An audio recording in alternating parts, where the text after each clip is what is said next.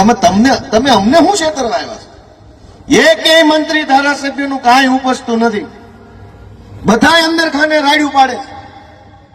પણ એમની પાસે તો અત્યારે કઈ રસ્તો નથી, કેમ કે માલ કમાણા છે 2 નંબરનો જાજો, એટલે ઉકારો કરાય એમ નથી, નકર ઓલા ઓકાઈ નાખે એમ છે પાછું.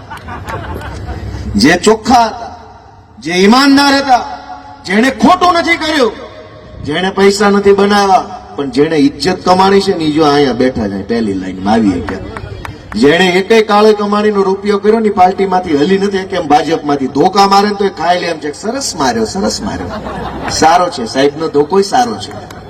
હું કામ નકર બોલો ઓકાવે એમ છે. આ પરવીણભાઈ તરત ફટ લઈને કીધું કે નથી રહેવું ભાજપમાં, હવે હું આપમાં. હું કામ?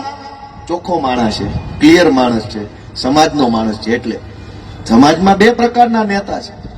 એક સમાજને કહી નાખે એવો જે સામે છે, અને એક સમાજ હાટું કહાઈ જાય એવો. હવે તમારે નક્કી કરવાનું, ગહી નાખે એવો લાવવો છે, ગહાઈ એવો લાવો.